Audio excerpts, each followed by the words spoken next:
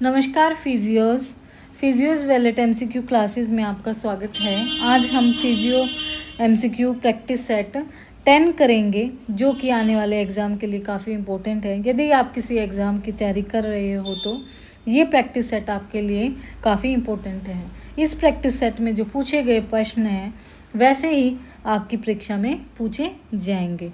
So question number 1 है आपका, in case of cervical traction weight should not exceed of body weight. Option number 1 1/2, B 1/4, C 1/7, D 1/5. So answer here is 1/7। देखो cervical traction में हम 1/7 देते हैं और lumbar traction में 1/3। Question number 2 है, ये जो क्वेश्चन है ये रिफ्लेक्स पे क्वेश्चन है। At supra maximal stimulus H reflex response will be. ठीक है, तो जो सुप्रा मैक्सिमल जो स्टिमुलस है, स्टिमुलेशन है, उस वहाँ इस स्टिमुलस में जो एच रिफ्लेक्स है वो क्या रिस्पॉन्स करेगा। ठीक है, तो क्या फैसिलिटेड होगा, बी इनहिबिटेड, सी नोट चेंज, डी एब्सेंट। तो सबसे पहले देख लेते हैं जो सुप्रा मैक्सिमल स्टिमुलस है ये क्या है। ये इंटेंसिटी और स्ट्रेंथ ऑफ स्टिमुलस है इन द मसल फाइबर। हमारे जो स्ट्रेंथ ऑफ स्टिमुलस हैं ये 5 टाइप्स के होते हैं। फर्स्ट है सब minimal stimulus, second minimal, third सब मैक्सिमल, फोर्थ मैक्सिमल और fifth supra maximal stimulus.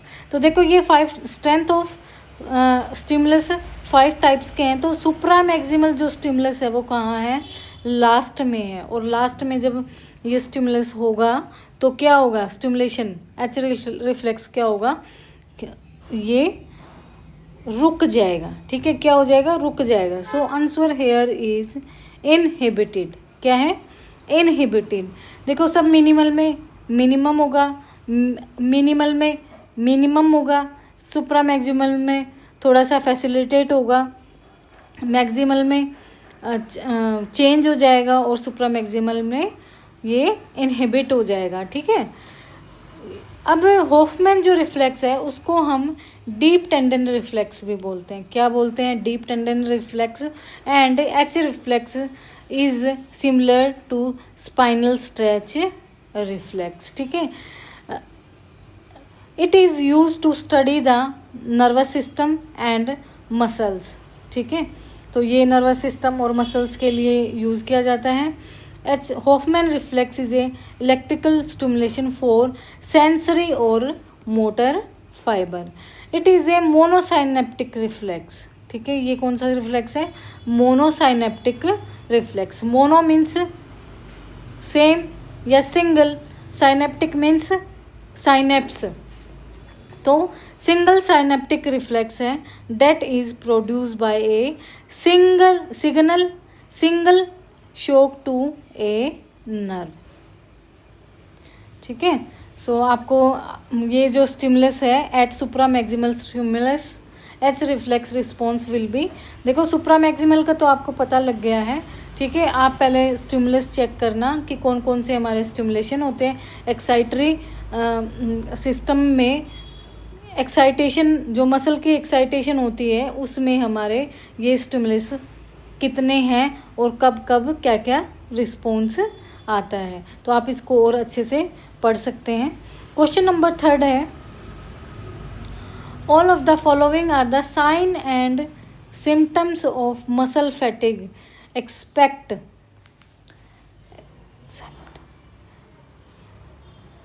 Accept option A smooth active movement, B inability to complete the movement pattern, C substitute motion, D decline in peak torque. तो देखो all of the following are the sign and symptoms of muscle fibre. ठीक है, तो आपको muscle fibre के sign and symptoms बताने हैं। ठीक है, जो नहीं होते हैं A. Smooth active movement. C. Substitute motion. B. Inability to complete the movement pattern. D. Decline in peak torque. जब साइन एंड सिम्टम्स ही हो गया तो muscle fatigue except option B inability to complete the movement pattern. ठीक है. Question number 4 है हमारा. Exercise duration is blank training और ट्रीटमेंट प्रोग्राम. ठीक है. Exercise duration means time is training और treatment programme. A duration of session per day. B duration of session per week. C duration of session per month. D whole duration. So answer here is duration of session per day. ठीक है. तो जो exercise duration होती है, हाँ, जब भी हम किसी को ट्रेनिंग कराते हैं या ट्रीटमेंट देते हैं तो उसके जो एक्सरसाइज का ड्यूरेशन होता है वो हम पर डे डिसाइड करते हैं. क्वेश्चन नंबर 5 है. Which date celebrate the world environment day. ठीक है. तो वर्ल्ड एनवायरनमेंट डे कब मनाया जाता है? मीन्स पर्यावरण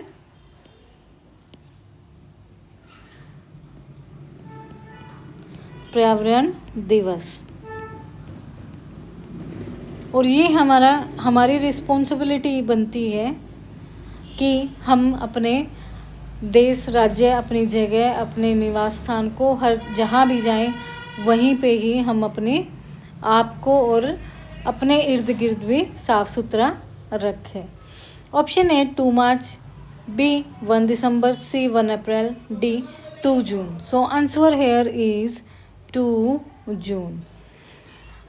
सबसे पहले तो आप ये देखो कि जो ये वर्ल्ड एनवायरनमेंट डे है 2025 में the Republic of Korea will host the event. ठीक है. इस इवेंट को कौन होस्ट करेगा अब की बार? तो वो करेंगे द रिपब्लिक ऑफ कोरिया. ठीक है. कोरिया करेगा. एंड इसकी थीम क्या रहेगी? देखो इन्होंने थीम भी बता दी है. थीम रहेगी एंडिंग प्लास्टिक पोल्यूशन. ठीक है. क्या रहेगी? Ending plastic pollution. Question number 6 है. In open chain exercise all of the following events occur except A digital segment moves in space. B resistance is applied to the moving segment. C external stabilization is usually required. D interdependent joint movement occurs. ठीक है. तो देखो सबसे पहले तो open chain exercise में क्या क्या होता है. ओपन चेन एक्सरसाइज में ये देखो कि ये है, हाँ ठीक है,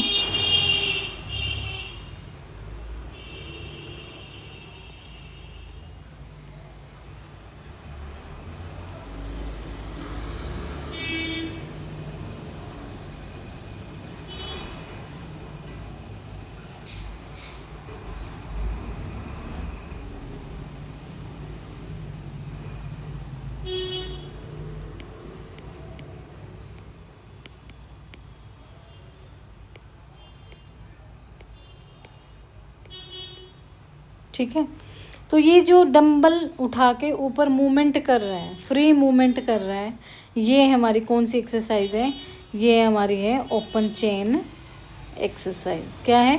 ओपन चेन एक्सरसाइज. अब ओपन चेन एक्सरसाइज में क्या होता है? जो डिस्टल सेगमेंट होता है वो मूव करता है किसमें? फ्री स्पेस में. ये भी ठीक है. Resistance is applied to the moving sub segment. ठीक है. तो जो ये रेजिस्टेंस है अप्लाई होता है मूविंग सब सेगमेंट पे. सी है external stabilization is usually required. ठीक है. जो एक्सटर्नल जो स्टेबलाइजेशन है होनी बहुत ज़रूरी है. ये भी ठीक है और ये भी ठीक है. सो क्या नहीं है? Interdependent joint movement occurs. So answer here is D interdependent joint movement occurs. Question number 7 है. In closed chain exercise all of the following events occur except होता है, ठीक है। ये उसमें थोड़ा सा गलती हो गई है ऊपर, उससे ऊपर वाले में। A muscle activation occurs in multiple muscle group. B resistance is applied simultaneously to multiple moving segment. Distal segment remain in contact. D movement of body segment only distal to the moving joint. तो देखो जो हमारा close chain exercise होती है वो यही होती है।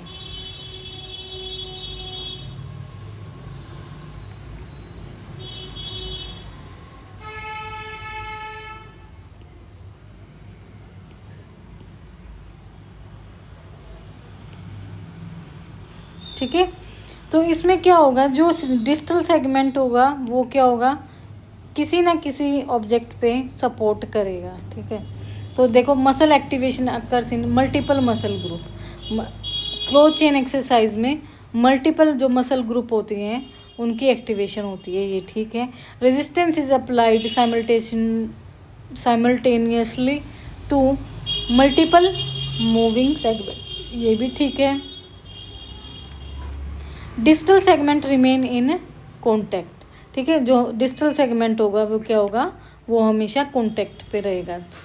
क्या नहीं है इसमें involvement, movement of the body segment only distal to the moving joint. ठीक है, तो movement of the body segments only distal to the moving joint, तो ये है आपका ओपन चेन का। ठीक है, तो answer here is movement of the body segment only distal to the moving joint.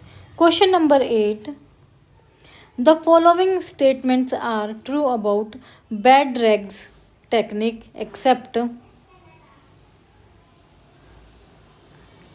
Option A this uses functional movement pattern. B uses buoyancy for flotation. C therapist is moving continuously in water to give exercise to the stable patient.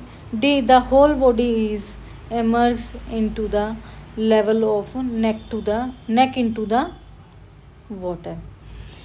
ठीक है, तो ये है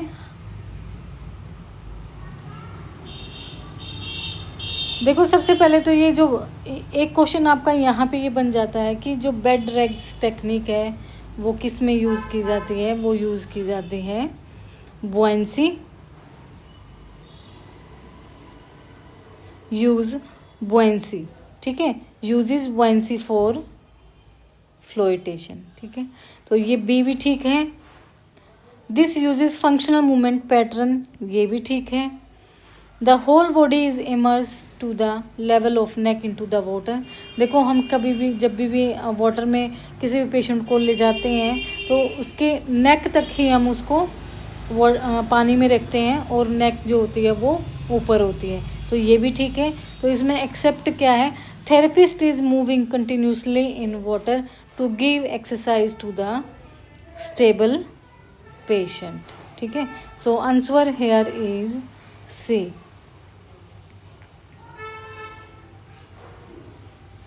This technique using for buoyancy for flotation with the therapist as a fixed point।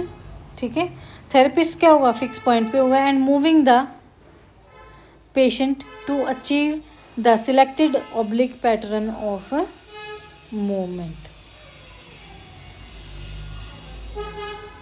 So the therapist is moving continuously in water, तो वो continuously water में move नहीं करेगा थेरेपिस्ट, क्या करेगा, वो पेशेंट को एक फिक्स पॉइंट पे होगा और moving the patient to achieve the selected oblique pattern of movement.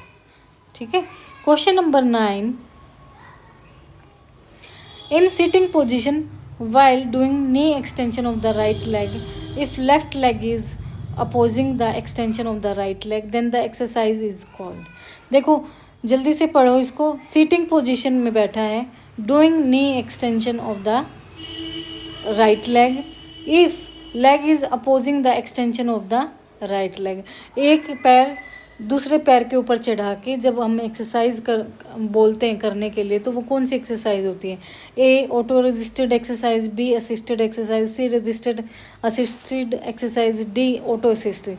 So answer here is auto assist resisted exercise, क्योंकि पेशेंट जो है वो यहाँ पे जो एक्सरसाइज कर रहा है ये इस तरीके से ऊपर डाल के, सॉरी डायग्राम थोड़ा सा गलत बना दिया। देखो ये पेशेंट है, चेयर है ये पेशेंट की, ठीक है, और ये है, और ये दूसरा नहीं। और अब जब पेशेंट को हम बोलेंगे कि पैर को उठाए, तो पेशेंट पैर को अपने पैर से ही उसको उठाएगा और उससे रजिस्ट करेगा, तो उसको बोलेंगे हम जो अपने आप कर रहा है, सेल्फ रजिस्टेड एक्सरसाइज या ऑटो रजिस्टेड एक्सरसाइज। कोशिश ये करो जब भी आप एमसीक्यू करते हो तो सबसे पहले आप अपने वीडियो को पॉज करो और फिर अपने आप क्वेश्चन को पढ़ो, और पहले मेरे बताने से पहले अपना आंसर देख लो। रोज़ाना जो ये वीडियोस डल रही हैं, डेली कमेंट, मुझे भी कमेंट करो कि आज जो 11 क्वेश्चन थे या 10 क्वेश्चन थे उसमें से आपके कितने ठीक रहे हैं, ठीक है। क्वेश्चन नंबर 10 है, which of the following is absolute contraindication for exercise during pregnancy, ठीक है। तो एब्सोल्यूट कॉन्ट्राइंडिकेशन है एक्सरसाइज किसमें? प्रेगनेंसी के टाइम में, कौन सी कंडीशन में एक्सरसाइज कॉन्ट्राइंडिकेटेड है?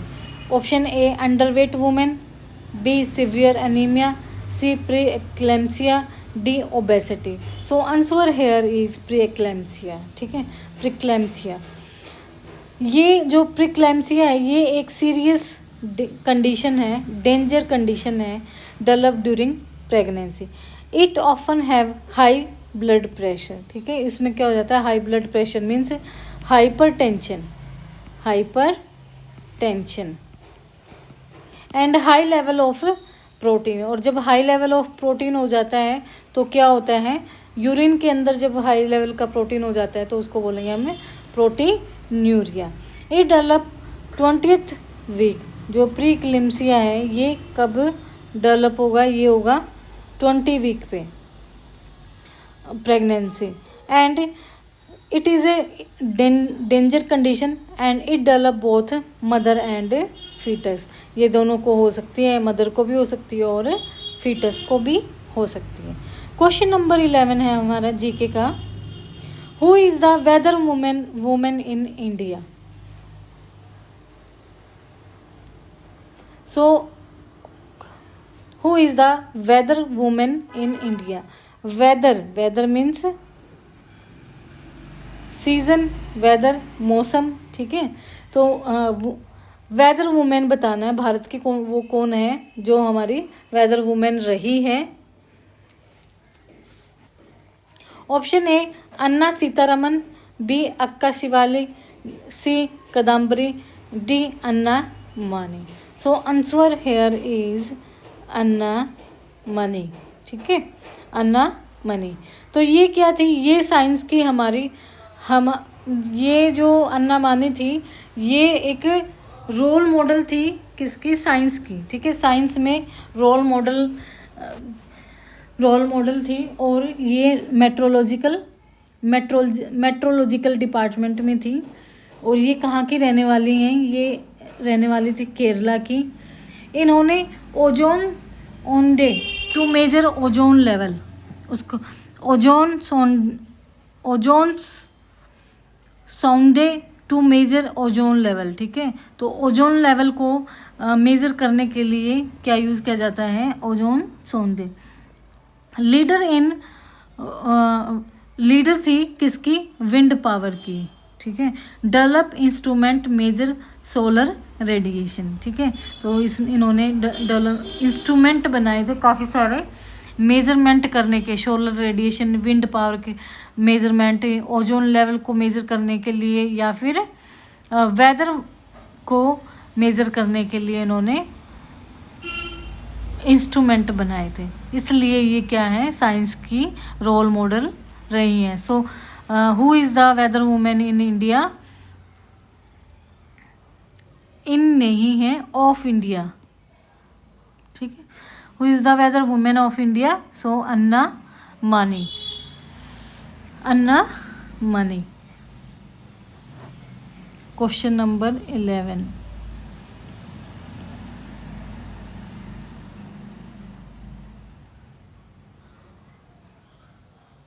अगर मेरी वीडियोज़ आपको अच्छी लगी हैं तो जाते जाते मेरी वीडियो को लाइक कर दें, सब्सक्राइब कर दें और ज़्यादा से ज़्यादा शेयर करें।